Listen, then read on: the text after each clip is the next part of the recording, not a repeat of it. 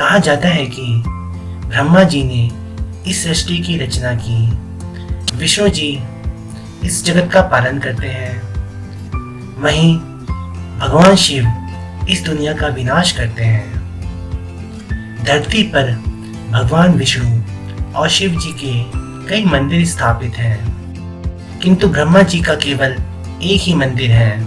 ऐसा क्यों? आइए जानते हैं इसके पीछे की कथा। पुष्कर का मतलब है वो तालाब जिसका निर्माण पुष्प यानी फूलों से होता है। मान्यता है कि एक बार ब्रह्मा जी के मन में धरती की भलाई के लिए यज्ञ करने का ख्याल आया। यज्ञ के लिए जगह की तलाश करनी थी, अतः उन्होंने अपनी बांह से निकले हुए कमल को धरती लोक की ओर भेजा।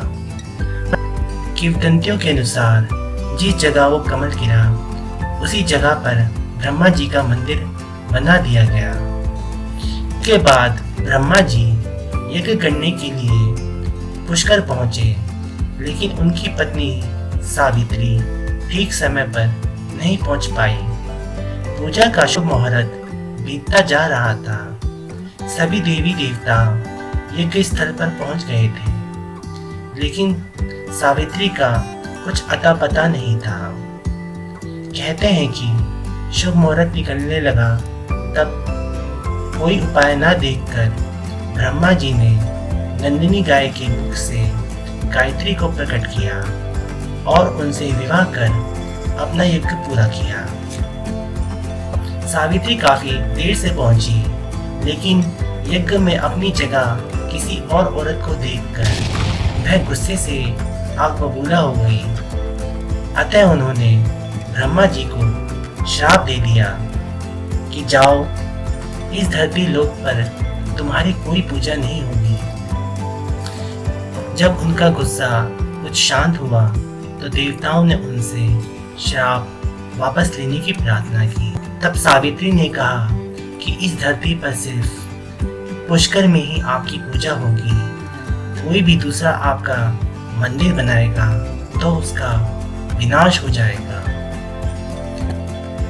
पद्म पुराण में कहा गया है कि ब्रह्मा इस जगह पर 10,000 सालों तक रहे थे। इन सालों में उन्होंने पूरी सृष्टि की रचना की। जब रचना पूरी हो गई तो सृष्टि के विकास के लिए उन्होंने 5 दिनों तक यज्ञ किया, और इसी यज्ञ के दौरान सावित्री पहुंच गई, जिसके श्राप के बाद आज भी उस तालाब की तो पूजा होती है, लेकिन ब्रह्मा जी की पूजा नहीं होती। बस श्रद्धालु दूर से ही उनकी प्रार्थना करते हैं।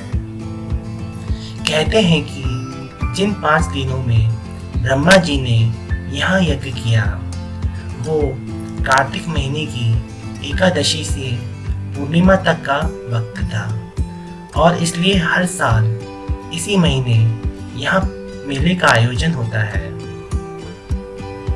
हर साल एक विशेष गूंज कार्तिक के इन महीनों में यहाँ सरोवर के आसपास सुनाई पड़ती है, जिसकी पहचान कुछ आध्यात्मिक गुरुओं को है।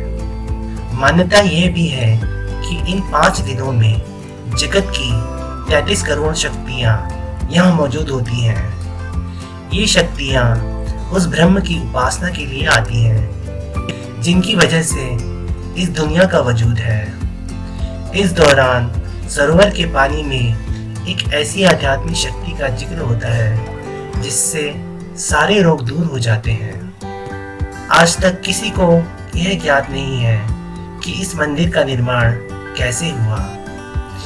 आज के तकरीबन 1002 साल पहले अरावण वंश के एक शासक को एक स्वप्न आया कि इस जगह पर एक मंदिर है जिसे सही रखरखाव की जरूरत है।